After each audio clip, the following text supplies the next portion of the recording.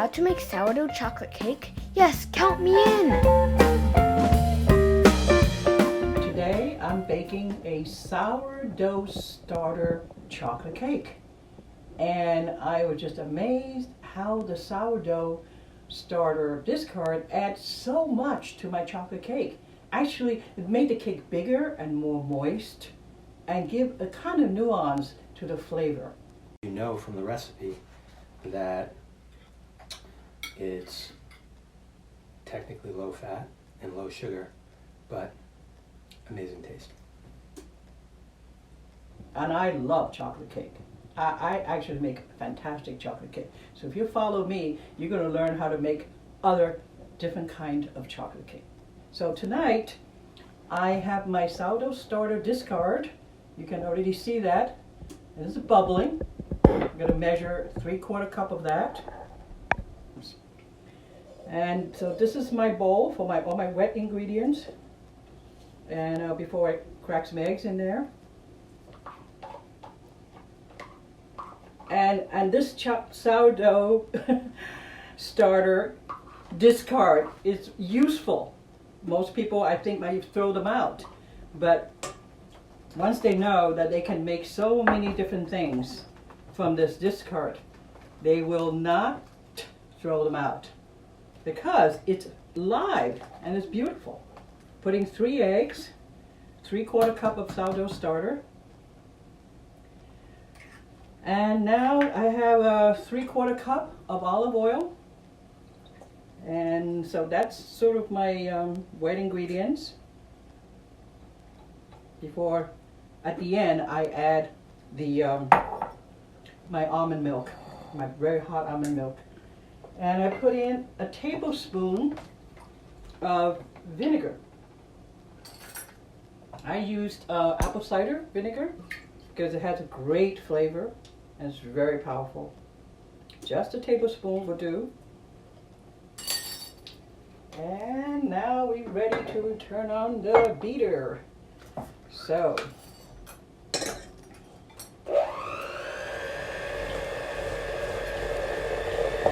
and while I'm beating, I'm adding 3/4 cup of monk fruit sugar blend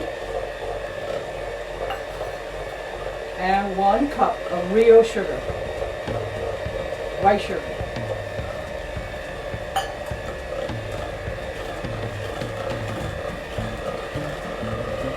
And I'm going to add a little bit of this cocoa powder mixed with 2 cups of flour, baking powder, baking soda.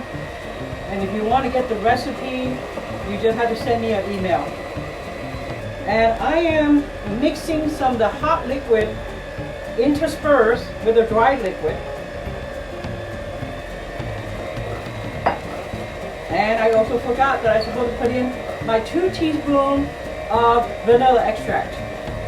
And I have a tube pan because I like, you can put them in the layer pan. It probably will take you less time. And I like the tube pan because it gives you a very big fat cake. And you see how thin this this batter is? The chow cheater comes very handy. It scrapes everything off. A conventional chocolate cake calls for 2 cups of sugar or 2.5 cups of sugar. So I already cut it down to about only 1 cup of sugar for this cake. So I'm ready to put it in the oven.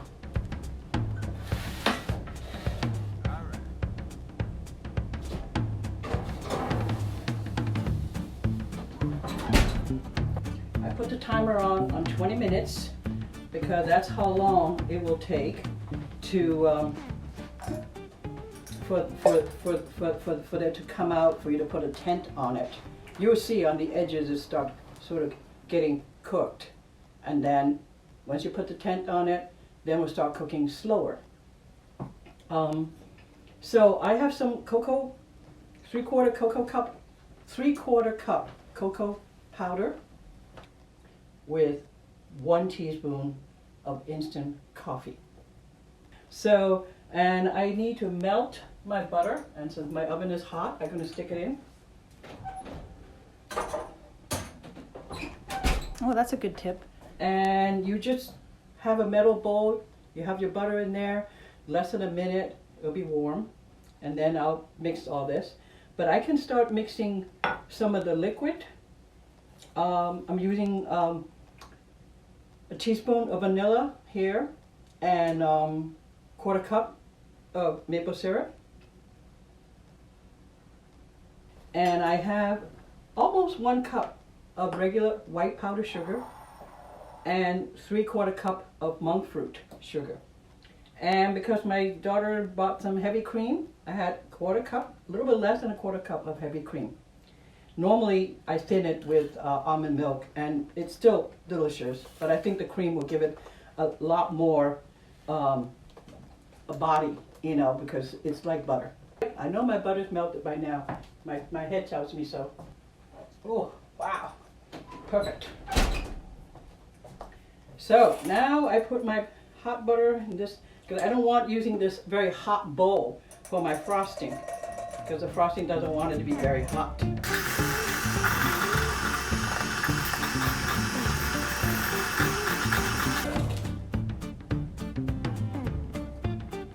Okay, spreadable. I'm going to slice this cake into 3, just so I'll have several layers. I'll have the chocolate frosting.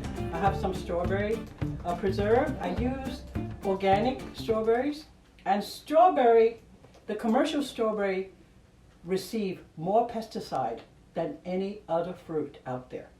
So if you spend just a little bit more money, you buy the organic strawberries, organic strawberry preserve, you're saving your life. So don't get stingy on that.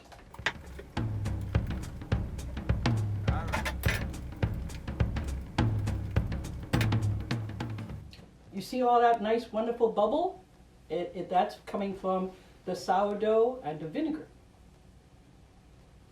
And if I let this cake sit out, it's probably going to grow 3 times as big as what I have it now. And that's another experiment. I'll do that.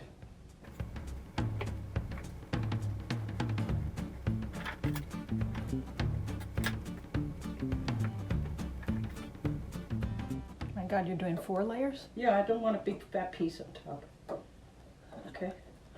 Wow. All right. The cake that keeps on giving. All right. Well, it's a sourdough. Like I said, it's a amazing.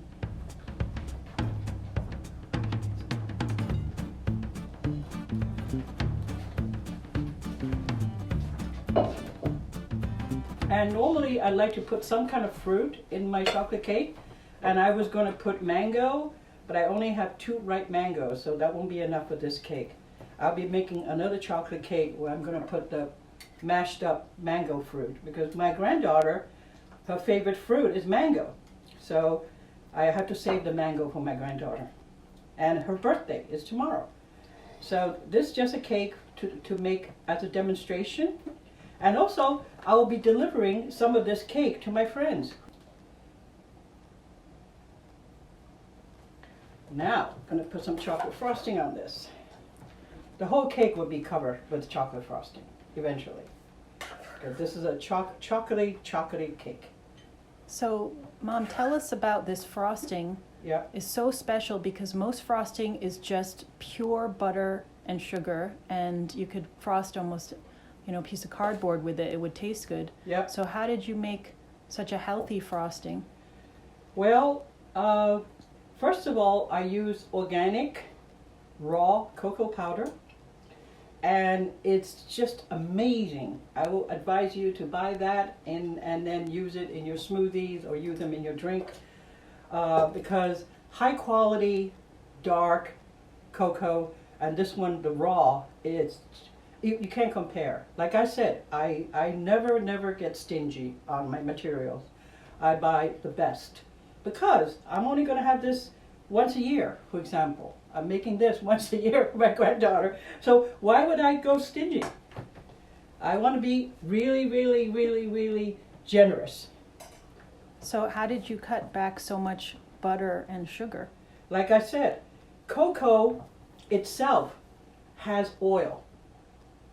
So that's why when you using cocoa, like this consistency, it's not the butter, because I only use 4 tablespoons of butter here, and a 1/4 cup of heavy cream. So the rest of it all come from the richness of this cocoa. So the raw cocoa, the organic cocoa, can carry the day, I would say. It's just really, really beautiful, amazing. And I would recommend you to use that if you're into chocolate. It's, you know, you can't compare this with any other chocolate. And the other chocolate that I like to use is dark 75% chocolate. I will melt that to put it as a ganache. Okay, like I said, I'm crazy about chocolate. I've made lots of chocolate cake. Some of them with like 3 different kind of chocolate, and people always say, "Wow, I even make a gluten-free chocolate cake," and people couldn't even tell that they were gluten-free. So if you want any of my chocolate cake recipe, I'm very willing to part with them because I enjoyed it, so I would like you to enjoy it.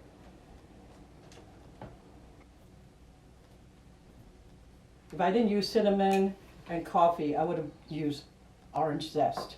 Very powerful. If I put like 2 teaspoons of orange zest in this whole cake, you would taste it too. Turn off my timer and then put a tent on the other cake. So, and I have my foil all made for the tent. So there's a big hole here in the middle.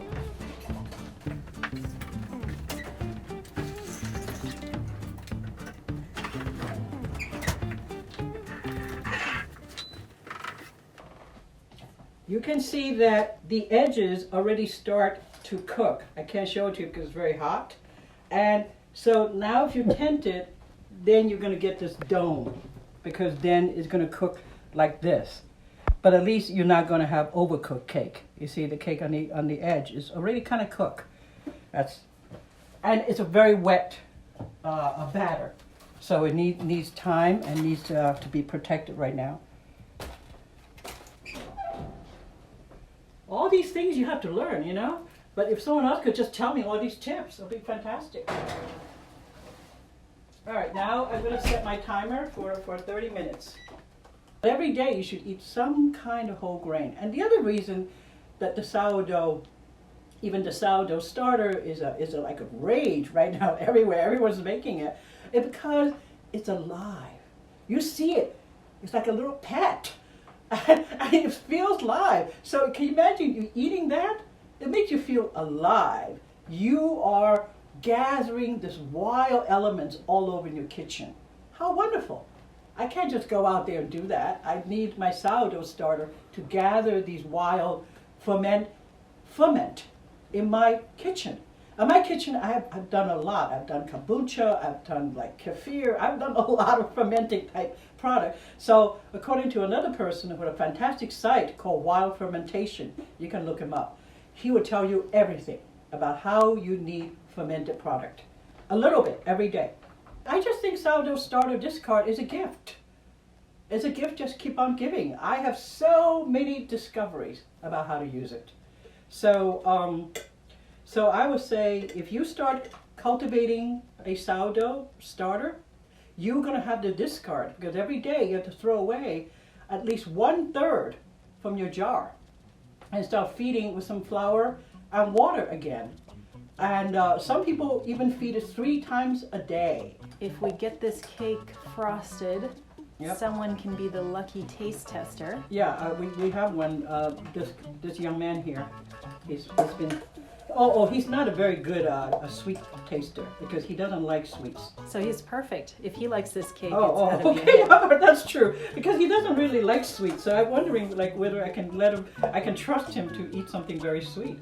You know, because this is a cake. This is not a biscuit. There's no better taste tester for dessert than my brother, because Okay. if he likes it, it's All right. a hit. Okay, so give us your honest reaction. How does it look? It looks divine. How does it smell? It smells the same. Shall we? Shall we?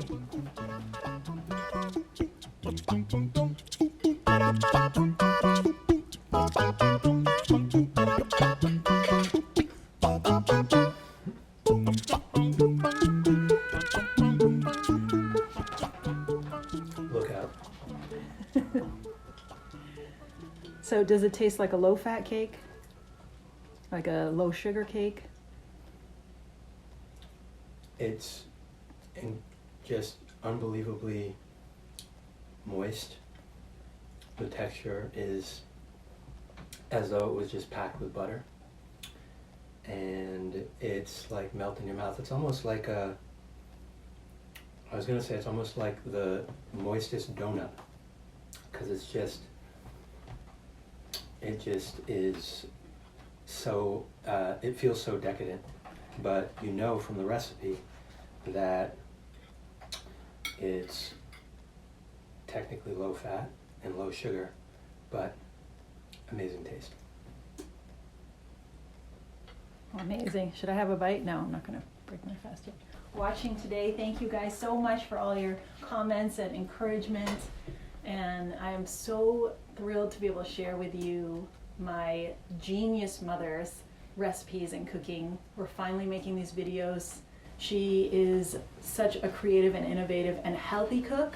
And I always tell people that I grew up eating, I was vegetarian for 18 years, so my mother had to cook, several main courses for the meat eaters and the vegetarians, and yet her vegetarian cuisine was so good that everyone would always come to our house to eat her vegetarian food, even though they didn't like vegetarian food. Like her cuisine is just so delicious and yet healthy at the same time. And I was inspired to start doing these videos with her after tasting the sourdough starter discard recipes that she was making. I was just so blown away by them, and then seeing how so many people are stuck home right now and doing sourdough cooking, that it's such a wonderful thing that she can share without even leaving the house. So I'm gonna jump in and take another bite from my brother's portion. Obviously there's enough left. We have like 8 pounds of cake. So if anyone wants to come over and grab a slice, we will deliver it to you on the porch. So, oh my God, it tastes so sugary. Even though how much sugar is in there? 2 cups of real sugar. Oh my God, it's so moist. It's like, it's fudgy. It's fudgy, even though so little butter and fat in it. It's absolutely fantastic. You should definitely make this cake.